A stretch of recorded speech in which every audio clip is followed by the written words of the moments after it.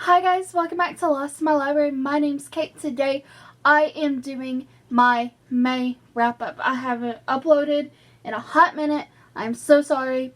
And there's also light coming through my window in my new setup that I am doing at the moment. Hopefully, as you can see, there's like books. No, this way. Books right there. It's a mess. I know. There's also this bookshelf right here, and I don't think you can see it. There's another bookshelf. I'm not putting it. The bookshelf's like right there. There's just piles and piles of books.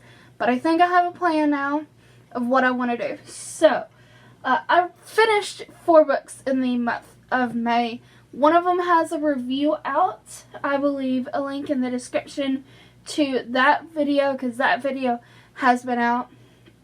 Actually, I think there's a 5th one that should be here.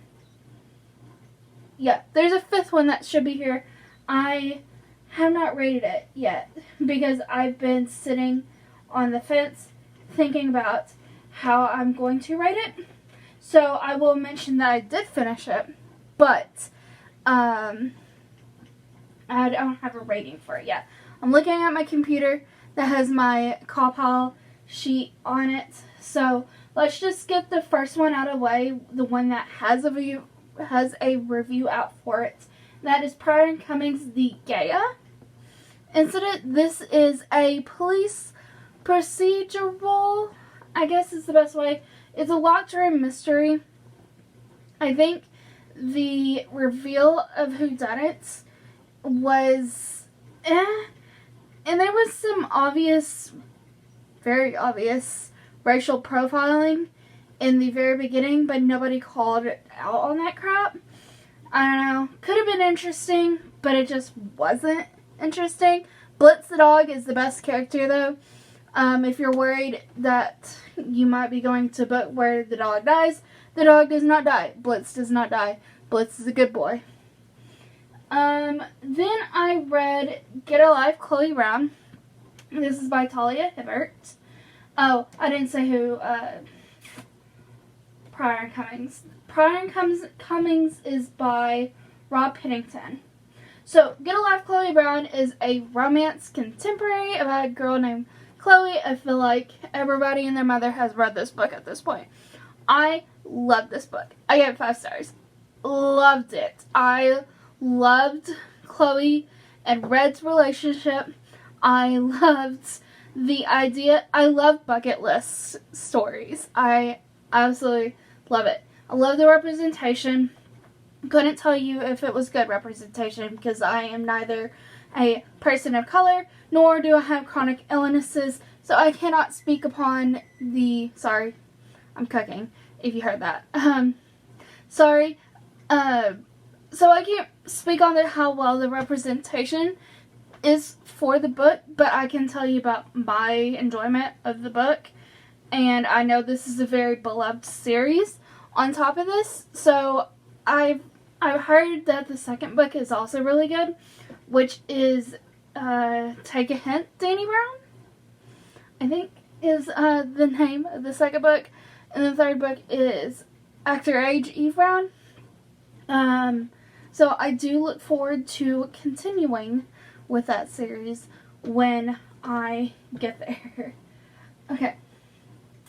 And then the next book I read was The Last Fallen Star, and this was by Gracie Kim. I'm just making sure I have her name right. Yes, Gracie Kim. And this is a Rick Riordan Presents book. This is based on Korean mythology. And I have been stating for a while now that I wanted to read books from the Rick Riordan Presents series. So this is actually my first series that I will be starting on that. And I know this is a fairly recent series as well. I think the first book came out last year. I know that the second book is coming up soon. I actually gave this book 5 stars, and I actually pre-ordered the second book which is called The Last Fallen Moon, I believe. So basically this follows our main character who is told that she does not have magic. She's adopted. She does not have magic.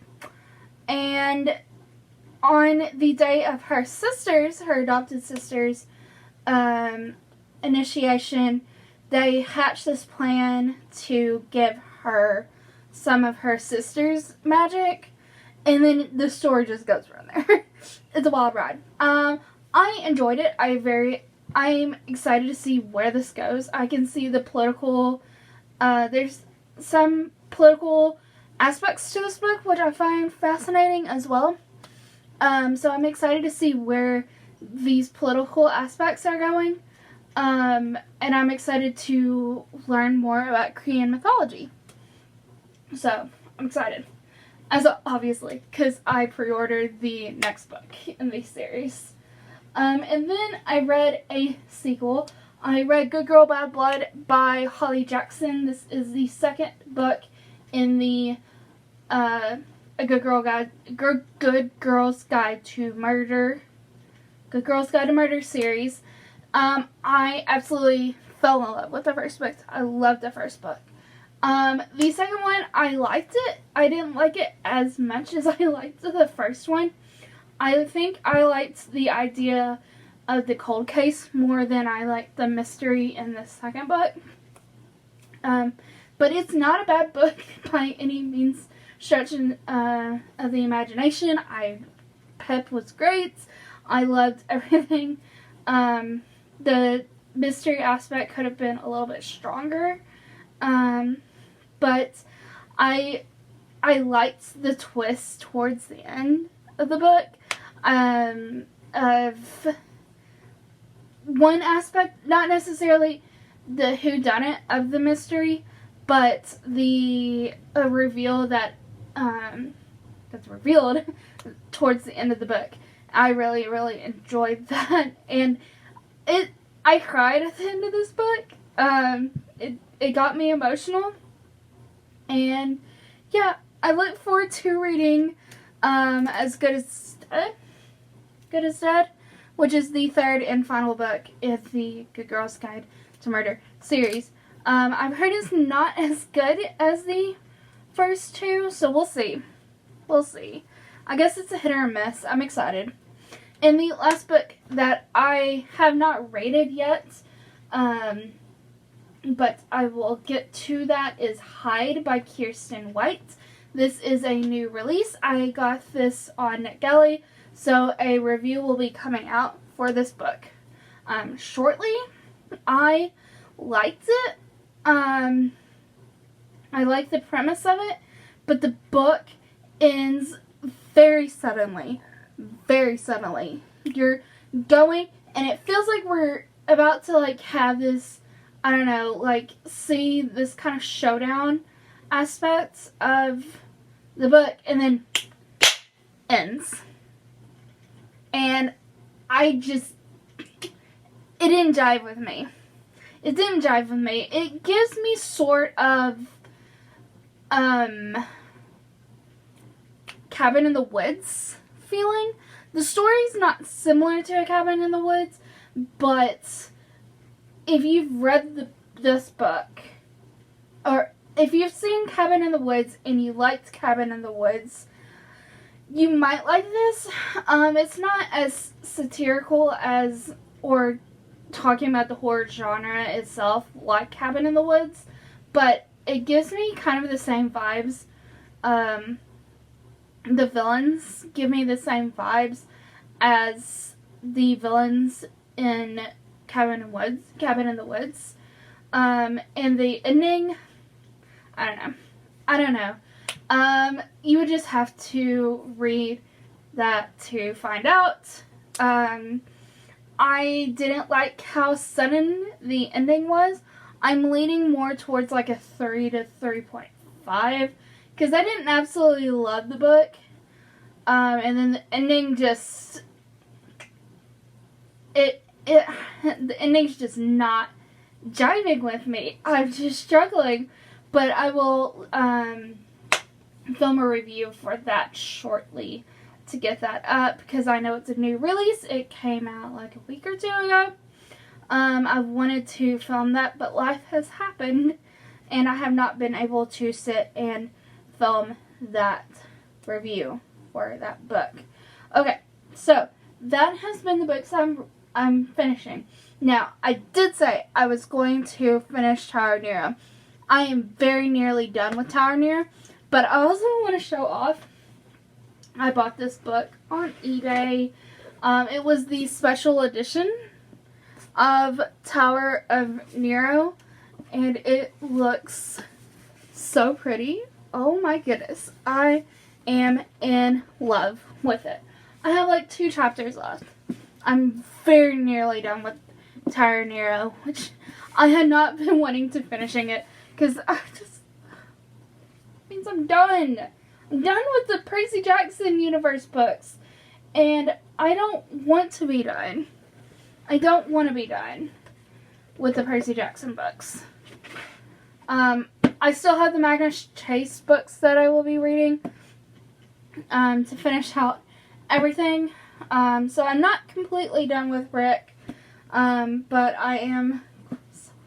I'll be done with the Percy Jackson universe, and that just makes me so sad. I will be rereading books, obviously. What else am I reading? I am reading, my current arc I'm reading is A Series of Unfortunate Events. This is a collection of novellas of unfortunate, it's a series of unfortunate meet cutes. So like the first time people meet is unfortunate. So I'm really enjoying some of these stories. I'm finishing up this story that I really, really, really did enjoy. And then I'm also, I'm finishing up I'm starting. I'm like 150 to 200-ish pages into The Stand.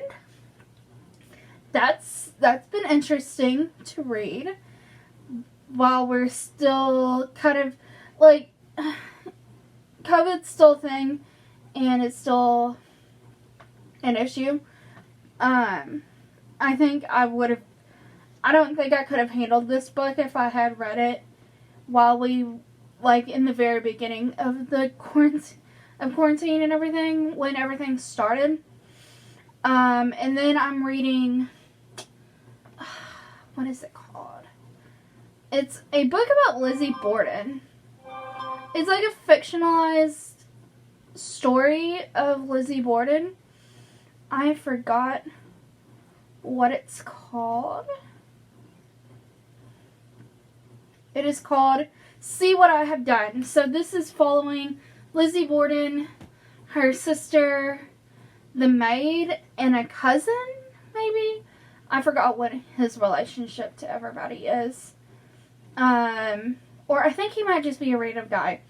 In the aftermath of Lizzie Borden, possibly Lizzie Borden killing her father and stepmother. So, that's kind of what that story's about, and I'm excited to finish that. So that is what I'm currently reading, what I have read in May, and yeah, I'm really, really excited. I'm sorry that it's been so long since I've uploaded a video. I'm so sorry, guys. Life happened. But I thank you so much for watching this video. Give me a like, comment, subscribe. If you have read any of these books, tell me what you thought of these books in the comments down below. As usual, I will see you in my next video. Go be a good cabbage today. Do something kind for someone, even if that is for yourself, because self-care is very important. See you in my next video. Bye, guys.